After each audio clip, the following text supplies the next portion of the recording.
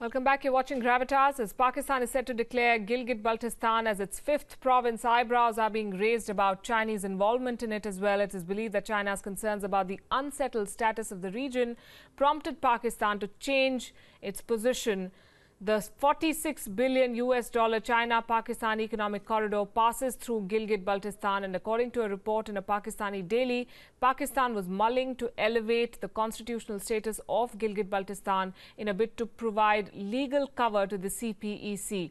Now, this region is disputed. It shares a geographical boundary with Pakistan-occupied Kashmir, and it is a part of the undivided Jammu and Kashmir. According to India, Pakistan sees it as separate from POK.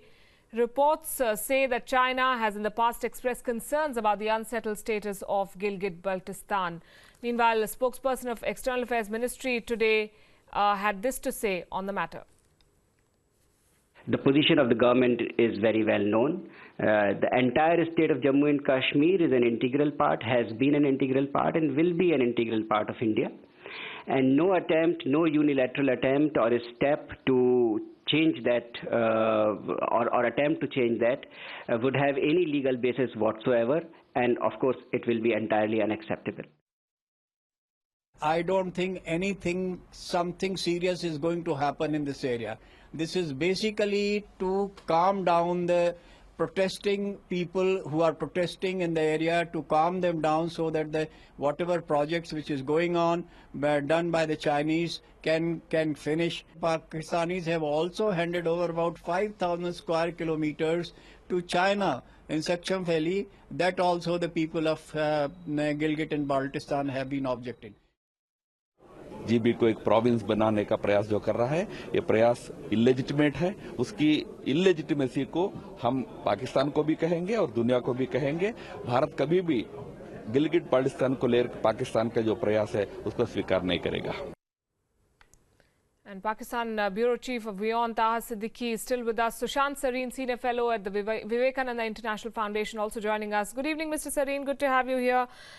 The government of India has spoken very strongly on this, but what can India do to prevent Pakistan from declaring Gilgit-Baltistan its fifth province? Palki, just one, I think it's very important to clarify this point. We need to be more precise in the kind of lexicon we use, because to say Gilgit-Baltistan and then talk about POK as though they're separate entities, I think that's mixing up issues. The whole area is POK. Right. There is one part which is the Mirpur Muzaffarabad part, which in the popular lexicon out here is called POK, and then we treat Gilgit-Baltistan as separate. I think that is a mistake we make, which we should not. So just as a point of view of clarification. As to what India can do, frankly, there is very little we can do, considering that it has been under what we call Pakistan's illegal occupation for almost 70 years now. And that we haven't been able to get that illegal occupation vacated. There's not much we can do. But of course, I think purely at the diplomatic level, we can agitate this issue. We can refuse to concede, any kind of illegal annexation. After all, an illegal annexation cannot constitute a legal claim in any form or manner. So for the Pakistanis to say that they are going to be annexing the Gilgit-Baltistan region of POK is neither here nor there if we don't concede it and if we don't accept that annexation.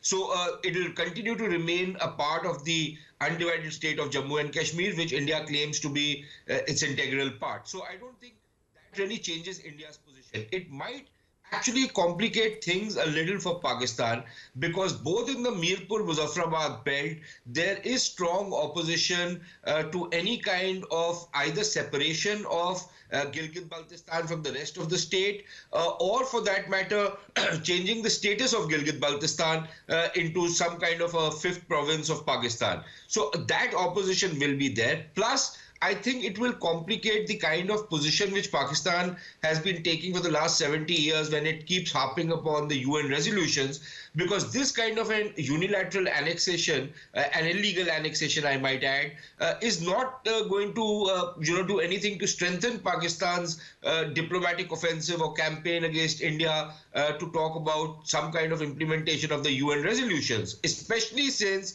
in the first instance of the UN resolutions, even if they were to be implemented, the Pakistanis will have to vacate from the entire state, which is part of the state which is under their occupation. So will the Pakistanis be ready to vacate from an area which they have now declared to be their fifth province? So I think it's a bit of a red herring. I think there will be opposition within Pakistan to this proposal.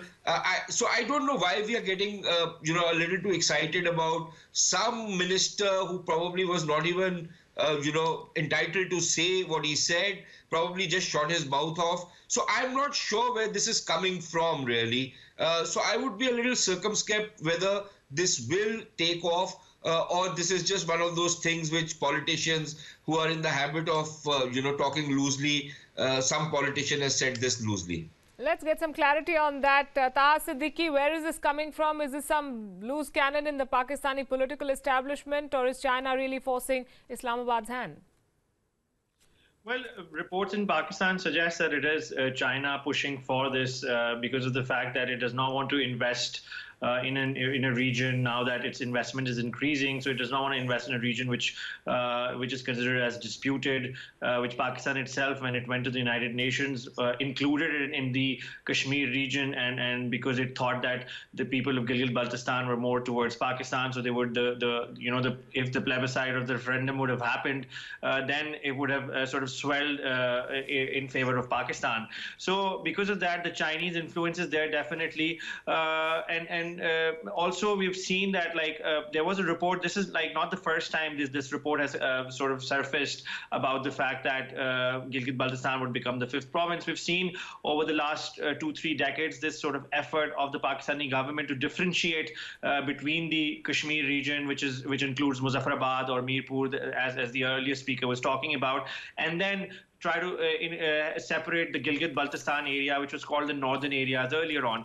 And then in January this year only, the Gilgit-Baltistan has its own government, and the spokesperson of that government said that there is a committee, a high-level committee that was formed by the Pakistani Prime Minister Nawaz Sharif, and hinted at the fact that there is this Chinese pressure, and because of which they are coming up with a plan. So there are workings being done with this regard, and he even said that soon there will be some news on this regard. So in that sense, there's something is happening and something is cooking, but it's been happening for a long time that Pakistan wants to sort of have a separate status for Gilgit-Baltistan given its strategic importance with China.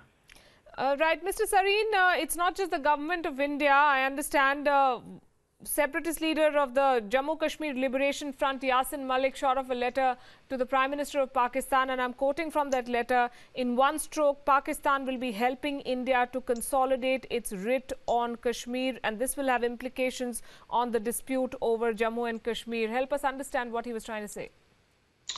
Look, frankly speaking, I don't think one really needs to react to anything which somebody like Yasin Malik says, because frankly, he's quite an irrelevant character. And in fact, this particular episode, if indeed Pakistan was to go ahead and change the status of Gilgit-Baltistan, annex it, I think it would tell people like Yasin Malik and others of his ilk what they are worth to Pakistan and what their political importance or relevance is in this entire matter. So I think that should be a wake-up call even for these fellows. But having said that, I think it is also important that even if the Chinese are pushing the Pakistanis to change the status of this area, then how does it what remains of the so-called beloved UN resolutions of Pakistan? Because obviously, when the Pakistanis to make this kind of a unilateral move, then you can't go back to the UN resolutions and say that, look, you need to decide this issue all over again, which is something which the Pakistanis have been playing on, that while this area is under our control, while it is, we have our troops out here, and yet we don't consider it to be a part of Pakistan Pakistan, there are court judgments inside Pakistan which say that this is not in a part of Pakistan. So for Pakistan to annex it means that the UN resolutions become completely redundant. Now, that way, probably I would say the Chinese are in a sense doing us a favor. But having said that, there is also this point that just because the Pakistanis illegally annex an area, it will not constitute a claim.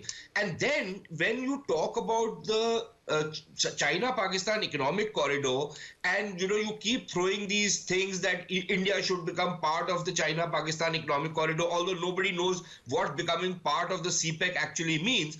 But even if we were to imagine that it means something, then if India is to be a part of CPEC, then if the status of Gilgit-Baltistan changes and it comes back into Indian control, it should not affect the CPEC and it should not affect Chinese investments. So, I think obviously people have not thought this thing through. But if the Pakistanis were to go ahead and do it, frankly, we should make a song and dance about it. But I wouldn't lose much sleep over it. All right, that's reassuring. I'm going to thank you both then. Taha Siddiqui, Sushant Sareen, thank you very much for joining us and being part of Gravitas this evening. Let's look at some other international headlines. A U.S. federal judge in Hawaii dealt another legal blow to President Donald Trump by issuing an emergency halt to his revised travel ban just hours before it was set to go into effect on Thursday. The U.S. District Judge Derek Watson said the order violates the Establishment Clause of the U.S. Constitution, which prevents religious discrimination. The court in its order said, and I'm quoting, "We would love it if the federal government could make clear that they come out with an order that protects our national security interests, keeps the people of Hawaii safe, and keeps the people of Oregon safe as well, but just not in a way that discriminates against people based upon their nation of origin or based upon their religion." The U.S. President himself responded to this decision, and I'm quoting again, "This is a case of unprecedented judicial overreach. We're talking about the safety and security of our people. You don't think this was done by a judge for political reasons, do you?" He then went on to say, and I'm quoting again, "We are going to fight this terrible ruling. We are going to take our case as far as it needs to go, including all the way up to the Supreme Court." Since he said that, another federal judge has come to the same conclusion. So there are two judges currently blocking this revised travel ban of U.S. President Donald Trump.